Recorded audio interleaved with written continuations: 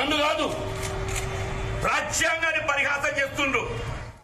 Yes Rammohan Reddy గారు, సొంత పార్టీలో అసమ్మతి, రాజ్యాంగాన్ని పరిహాసం చేస్తున్నారు. ఇది మల్లికార్జున ఖర్గే, రాహుల్ గాంధీ, సోనియా గాంధీ వీళ్ళందరూ విధానాలకు వ్యతిరేకం ఈ పార్టీ నుంచి చేర్చుకోవడం, పార్టీ ఫిరాయింపులను అంటున్నారు ఆయన.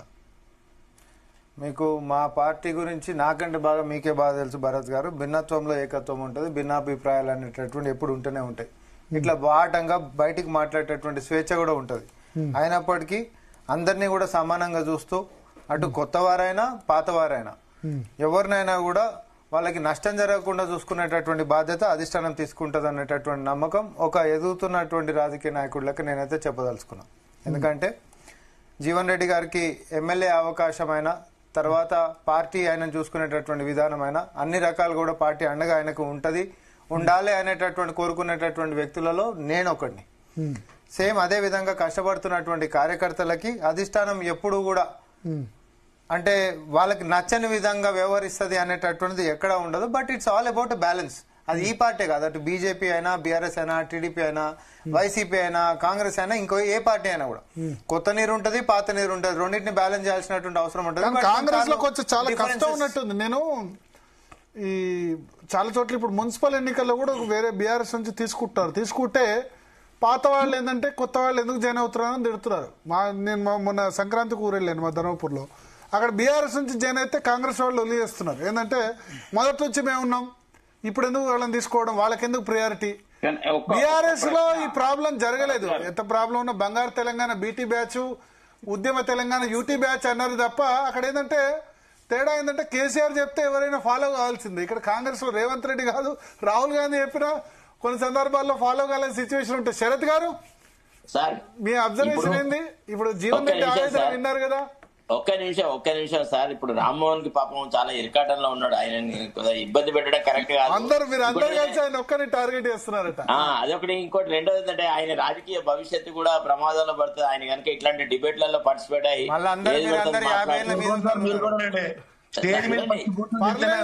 మీరు ఐదుగురు ఒక్కడే అంటే అతడే ఒక సైన్యం అని కూడా అంటారు. రామ్మోహన్ వచ్చే కష్టమేట్లేదు కానీ చెప్తాను ఆగండి దయచేసి ప్లీజ్. కాదు, నలుగురిని కలిస్తే 250 ఏళ్ళు ఉన్నారు మీరు. నిన్న మొన్న 38 ఏళ్ళే ఉన్నారు. వినండి దయచేసి. ఇప్పుడు ఒక విషయం చెప్పిన, ఇది ఫిరాయింపుల కాంగ్రెస్ సార్. ఇది ఒరిజినల్ గా ఇండియన్ నేషనల్ కాంగ్రెస్ కాదు. ఇక్కడ దళపతే ఫిరాయించి వచ్చినాడు. ఏ మోరల్ ప్రిన్సిపల్ లేకుండా ఆనాటి ఎమ్మెల్యే సభ్యత్వానికి రాజీనామా పెట్టలే, ఏం పెట్టలేదు, ఏదో రకంగా వ్యవహారాలు చేసినాడు. ఫిరాయింపులు చేసిన వాళ్ళందరినీ రాళ్లతో కొట్టమని చెప్పిన ఆయనే వచ్చి మళ్ళా రాత్రి 11 గంటల రాత్రి 12 గంటల రాత్రి బీఆర్ఎస్ ఎమ్మెల్యేలను తమ పార్టీలో చేర్చుకున్న తర్వాత వాళ్ళు అసలు మా పార్టీలోనే చేరలేదు, వాళ్ళు మా పార్టీ సభ్యులు కాదే అని వాదన చేసినారు. తర్వాత స్పీకర్ తో తీర్పు ఇప్పించినారు. ఏమని? అసలు Sanjay he's not joined the Congress అన్నాడు. మరి సంజయ్ ఈ రోజు ఏ కెపాసిటీలో, whether as a Congress sympathizer గానా, లేకపోతే బీఆర్ఎస్ శాసనసభ్యులుగా, లేకపోతే ఏమన్నా కేసీఆర్ తోనో లేకపోతే బీఆర్ఎస్ విప్పులతోనో ఏమన్నా పర్మిషన్ తీసుకున్నాడా, లేకపోతే పార్టీ వర్కింగ్ ప్రెసిడెంట్ పర్మిషన్ తీసుకున్నాడా? ఏ పరిస్థితులలో ఆయన పోయి మళ్ళీ సన్నాహ కమిటీ మీటింగ్ లో అటెండ్ అయినాడు సార్? అంటే ఈ విషయం మొదట మేము రేవెత్తినప్పుడు జీవన్ రెడ్డి లాంటి వాళ్ళు మౌనంగా ఉన్నారు. వాళ్ళు దాని ప్రభావం ఇవాళ అనుభవిస్తా ఉన్నారు. ఫస్ట్ ఈ ఫిరాయింపుల ప్రక్రియ స్టార్ట్ అయింది చెన్నూరులో వివేక్ నేతృత్వంలో జరగడం మొదలెట్టినప్పుడే మేము వ్యతిరేకించినాం. Nothing doing. మేము కొట్లాడి కష్టపడి తీసుకొచ్చిన తర్వాత నీవు ఎందుకు ఎట్లా అంటే బాల్కా సుమన్ యొక్క రాజకీయ భవిష్యత్తే ఉండదు, ఆయన పక్కన ఎవడు ఉండదు, అసలు బీఆర్ఎస్ పార్టీ ఉండద్దు అనే ప్రయత్నాలు మొదలెట్టినప్పుడు ఈ ఫిరాయింపుదారుడు ఈ రకమైన రాజకీయాలు చేస్తున్నాడు. ఇతనికి ఒరిజినల్ కాంగ్రెస్ రక్తం లేదు, కాంగ్రెస్ కల్చర్ లేదు. దీనివల్ల నిజమైన కార్యకర్తలకు నష్టం జరుగుతుందని ఫస్ట్ తిరుగుబాటు బావటా ఎగరవేసింది మేము. అసలు ఆ మీటింగ్ ను లొల్లి పెడితే ఏం చేసినాడంటే, ఒక మీటింగ్ లోకి వెళ్తే, మేము ఒక చిన్న గ్రామంలో జరిగిన ఒక మీటింగ్కి వెళ్తే ఎమ్మెల్యే ఏం చేసినాడు, తన అనుచరులతోని ప్రభుత్వంలోకి వచ్చిన మరుక్షణమే ఈయన పార్టీ వ్యతిరేకంగా మాట్లాడుతున్నారు అని చెప్పించినాడు అని అడిగించినాడు ప్రశ్నలు. అప్పుడు నేను అడిగినాను వాళ్ళను, రైతు బంధు ఇస్తే మా ఇంటికి వస్తుందా, రైతు భరోసా ఇస్తే మా ఇంటికి వస్తుందా, కళ్యాణ లక్ష్మి ఇస్తే నాకు వస్తుందా, నా భార్యకి ఇస్తుందా, మా పిల్లలకు వస్తుందా? మేము మాట్లాడింది ప్రజల విషయం కదా.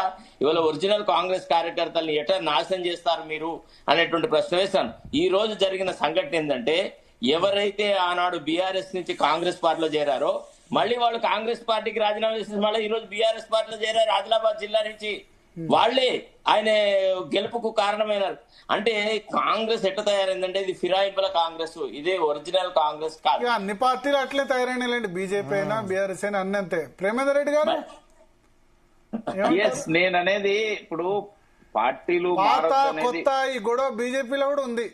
అంటే రాజ్యాంగము అవకాశం కొత్త వాళ్ళు వస్తే ఇచ్చింది. ర్యాగింగ్ చేస్తారట మీలాంటి సీనియర్లు. నేనేమంటున్నా భరత్ రేవంత్ రెడ్డి గారి మీద ఎక్కువ ఆరోపణలు రేవంత్ రెడ్డి అని ఎక్కువ. రేవంత్ రెడ్డి ఎవరిని నెగ్గనియడని చెప్పినారు.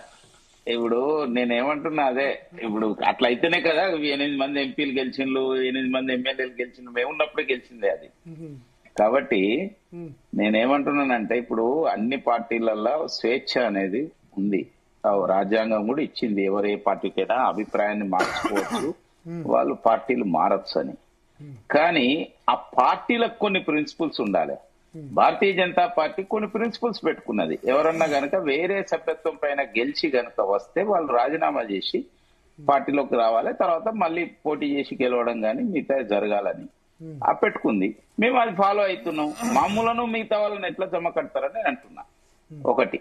రెండో విషయం ఏంటంటే ఇక్కడ జరిగిన యొక్క ఎపిసోడ్ విషయంలో ఇప్పుడు ఈ యొక్క జీవన్ రెడ్డి గారు అనే దాంట్లో ఏం తప్పున్నది అంటే అది వాళ్ళ ఇంటర్నల్ విషయం. కానీ నేను అనేది ఇక్కడ మీరు డిబేట్ పెట్టారు కాబట్టి ఇప్పుడు ఒక స్పష్టం మొన్ననే కదా స్పీకర్ తోని ఆయన చెప్పింది సంజయ్ గారు, నేను పార్టీ మారలేదు, నేను బీఆర్ఎస్ లోనే ఉన్నాను అని చెప్పి ఆయన చెప్తే ఆయన బీఆర్ఎస్ లో ఉన్నాడని సర్టిఫై చేస్తూ తీర్పిచ్చింది. సుప్రీంకోర్టులో కేసు నడుస్తుంది కాబట్టి తీర్పిచ్చిండు స్పీకర్ గారు. ఇచ్చిన తర్వాత ఇవాళ గాంధీ భవన్ కి ఆయన ఎలా వచ్చాడు? మరి అక్కడ రాజీనామా చేసి వచ్చాడా? లేదంటే వచ్చాడంటే ఉత్తమ్ కుమార్ రెడ్డి మంత్రి అక్కడ ఉన్నాడు, రమ్మన్నాడు, కలిసి అని చెప్తాడు. అట్లేను నేను ఆ పిలిస్తే ఉత్తమ్ కుమార్ రెడ్డి ఇరిగేషన్ మినిస్టర్ తో పని ఉంది, మా నియోజకవర్గంలో ఇరిగేషన్ మినిస్టర్ తో పని ఉంది, కలిసి ఎందుకు వచ్చానని చెప్తారు. ఏముంది సరే మరి. కాబట్టి అలా ఉన్నది కాంగ్రెస్ పార్టీ ఏ విధంగా వ్యవహరిస్తుంది. అంతేనా రామ్మోహన్ రెడ్డి గారు? ప్రజలు నిర్ణయిస్తారు. దాడి చెట్టు ఎందుకు ఎక్కారంటే దుడ్డగడ్డి కోసం అన్నట్టు కాంగ్రెస్ వాళ్ళ వాదన.